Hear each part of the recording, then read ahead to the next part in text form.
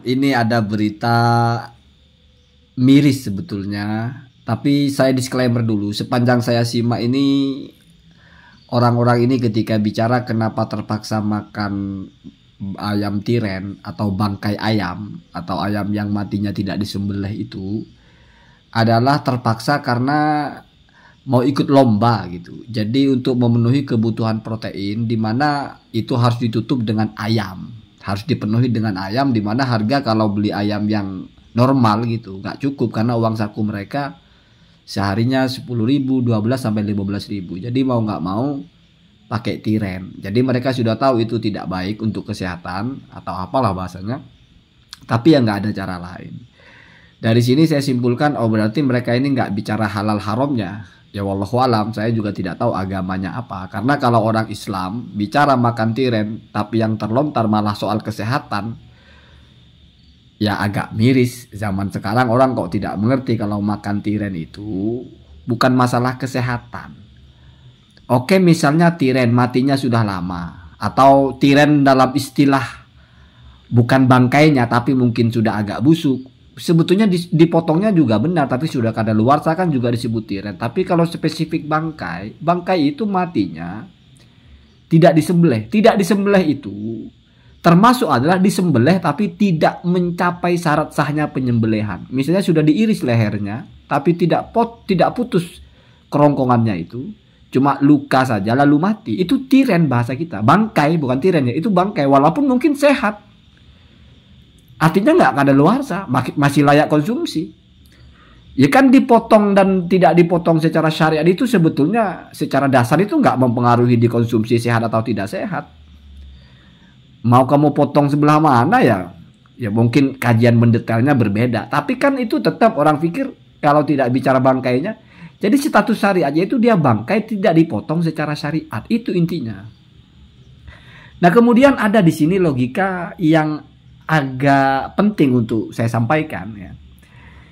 Yang pertama begini, bahasa tidak ada cara lain dan terpaksa itu dibenarkan dalam agama, tapi dalam keadaan untuk menghindarkan mudarat, lidaf'id doror atau lidaf'il mafsadah. Misalnya ada orang tidak ada lagi cara dia untuk menyambung hidup. Artinya kalau dia tidak makan barang itu, dia lalu mati, maka dia boleh makan bangkai itu.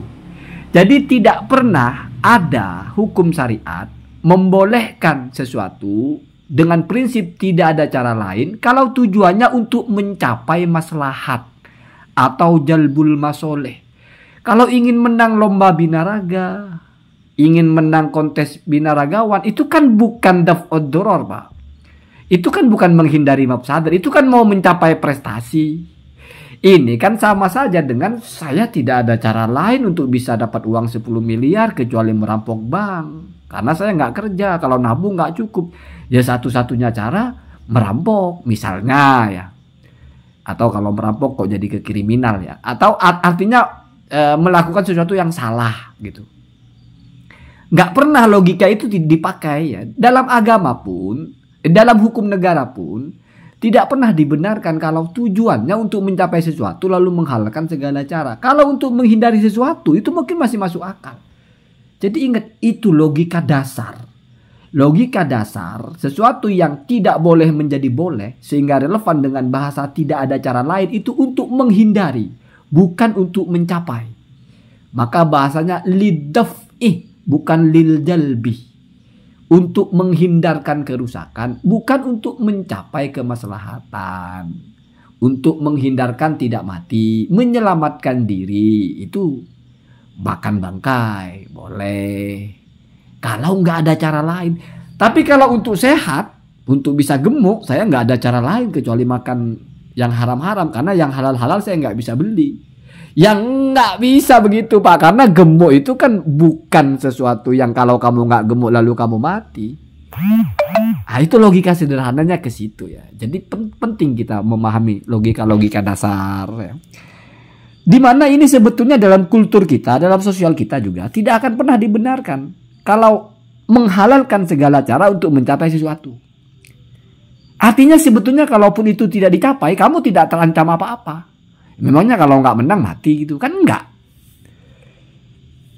Menghalalkan segala cara atau menabrak hukum kebolehan menjadi yang tidak boleh menjadi boleh, itu akan dimaklumi kalau tujuannya tidak ada cara lain dan itu satu-satunya untuk menghindarkan mudarat. Itu nggak perlu bicara syariat, dalam keseharian kita juga begitu. Atau kalau ditarik kepada orang membela diri lalu dia menyerang lalu mati lawannya, itu kan bukan tujuannya untuk ngebunuh. Tapi orang ini kalau tidak dibunuh ngebunuh kita. Misalnya ya, walaupun kalau dalam kasus hukum kayaknya kalau orang dibegal menghindar terus begalnya mati kayaknya di penjara juga, wallahualam ya. Ya mungkin itu karena terlalu sadis lah. Artinya kita sebetulnya tidak mau menyakiti orang. Tapi kalau saya nggak menghindar, kalau saya nggak melawan misalnya, saya yang disakiti. Berarti tujuan kita adalah menghindari. Tapi tidak ada cara lain kecuali dengan menyakiti lawannya, walaupun tidak sampai mati ya. Itu. Tapi kalau kita bertujuan untuk saya ingin menang melawan dia, saya ingin mengalahkan dia, sehingga saya mau tidak mau caranya harus patahin kakinya, nggak bisa gitu ya.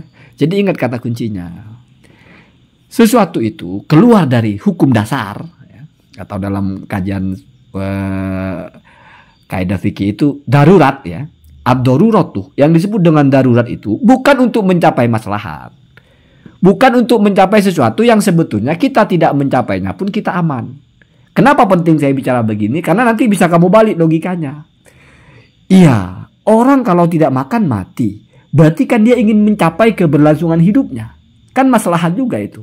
Iya, tapi kalau itu tidak tercapai kamu mati. Berarti itu langsung head to head ya. Kamu boleh sebut itu maslahat juga untuk menyambung nyawa. Iya, tapi kalau maslahat itu tertinggal, kamu mati. Artinya kamu tidak bisa menghindari itu. Tapi kalau masalah menjadi binaragawan tidak juara kan tidak mati juga. Bisa ikut lomba lagi. Ya, tidak menjadi aib juga orang kalah. Biasa saja. Yang normal-normal berlatih. Ya. Sama dengan tidak punya uang 1 miliar kan tidak mati juga.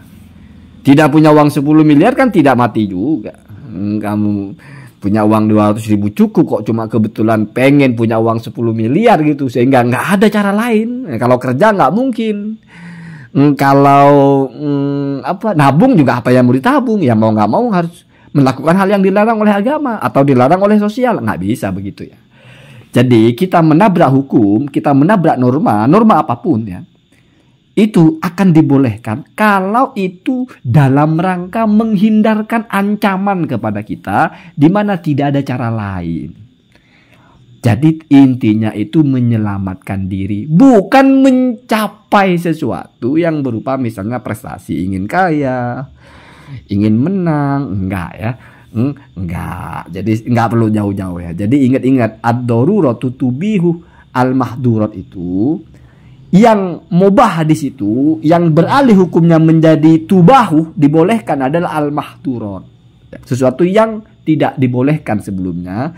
Itu berpijak dari kondisi darurat. Darurat itu adalah tidak ada cara lain untuk menghindari kerusakan. Yaitu daf'us syarri atau daf'ud doror. Bukan mencapai manfaat atau mencapai maslahat. Ini logika sederhana ini ya. Logika sederhana sekali. Jadi ini penting. Kenapa? Karena jangan sampai kita nanti ada di posisi kalau ingin mencapai sesuatu, kalau tidak ada cara lain kecuali dengan cara itu ya lakukan, nggak bisa gitu. Kalau ingin mencapai sesuatu itu ketat sekali. Tidak ada di situ ada perubahan hukum yang tidak boleh menjadi boleh, tidak bisa. Ada kemungkinan perubahan hukum itu kalau untuk menghindari ancaman, untuk menyelamatkan diri. Itu ya. Allahumma